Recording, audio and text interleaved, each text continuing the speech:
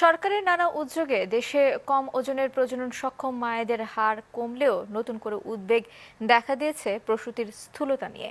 2007 সালের তুলনায় যা বেড়েছে 2.5 গুণেরও বেশি।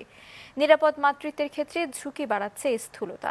কিন্তু অতিরিক্ত ওজন নিয়ন্ত্রণে কোনো দিক নির্দেশনা নেই জাতীয় পুষ্টি নীতিমালায়। মাহমুদ কমলের রিপোর্ট। দ্বিতীয় সন্তানের মুখ দেখার অপেক্ষায় মিরপুরের বাসিন্দা রাশিদা বেগম। কিন্তু অতিরিক্ত ওজন নিরাপদ প্রসবের ক্ষেত্রে দুশ্চিন্তার কারণ হয়ে দাঁড়িয়েছে। চিকিৎসক তাকে পরামর্শ দিয়েছেন নির্ধারিত সময়ের আগেই প্রসবের প্রস্তুতি নিয়ে রাখতে, কারণ একই সঙ্গে তার রয়েছে উচ্চ রক্তচাপ ও ডায়াবেটিস। থাইরয়েড আছে, আর এমনি প্রেশার আছে, তারপরে হাতে পায়ে পানি নামছে। নর্মালে হওয়ার খুব কম, এরকম থাকলে।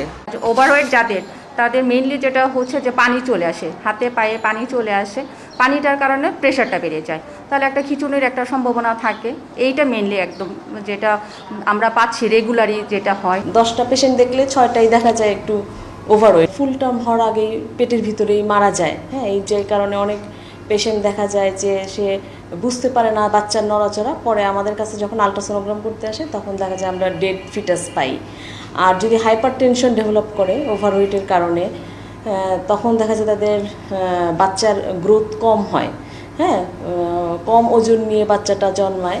নগর মাতৃসদন PA-3-এর চিকিৎসকরা বলছেন 60% ক্ষেত্রে নারীদের অতিরিক্ত ওজন পাচ্ছেন তারা। ICDDRB'র হিসেব বলছে 2007 সালে 15 থেকে 49 বছর বয়সী নারীদের স্থূলতা বেড়েছে 12%, আর পরের 10 বছরে তা বেড়েছে 2.5 গুণেরও বেশি। অর্থাৎ উন্নতি হয়নি দেশের নারী পুষ্টি পরিস্থিতি।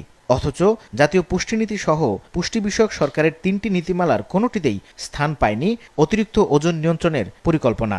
আন্ডার নিউট্রিশন থেকে ওভার নিউট্রিশনের দিকে একটা শিফট হয়েছে। এই শিফটটা আসলে 2017-র ডেটা দেখার আগে কখনোই চোখে পড়ছিল না। পুষ্টির দিক থেকে মনোযোগ দিচ্ছি হলো মাদের, কম ওজন বিশিষ্ট মাদের দিকে, কিন্তু বেশি ওজন বিশিষ্ট মায়ের সংখ্যা কিন্তু বেশি, এবং আরও অনেক রকমের প্রবলেম হয়ে থাকে। মাদের জেস্টেশনাল ডায়াবেটিস বেড়ে যাচ্ছে। মা যদি আন্ডারওয়েট এবং ওভারওয়েট থাকে, নবজাতক মৃত্যুর ঝুঁকিটা কিন্তু অনেক বেশি থাকে। মাতৃস্বাস্থ্য নিয়ে যে অপারেশনাল প্ল্যানগুলো আছে, অ্যাডোলেসেন্ট হেলথ নিয়ে যে অপারেশনাল প্ল্যানগুলো আছে, নিউট্রিশন নিয়ে যে অপারেশনাল প্ল্যানগুলো আছে, এই সবগুলোতে কাজ করার জায়গা আছে এবং এটাকে মনোযোগ দিয়ে দেখার একটা জায়গা আছে।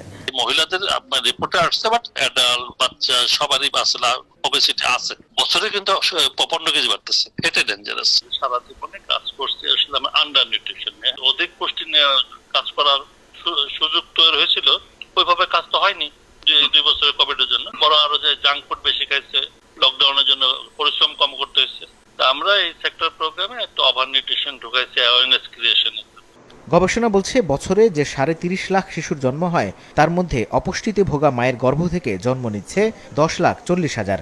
স্থূলকায় নারীর সংখ্যা এভাবে বাড়তে থাকলে 2030 সালে গিয়ে প্রজনন সক্ষম নারীদের মধ্যে তাদের হার 32 থেকে বেড়ে 46% দাঁড়াবে।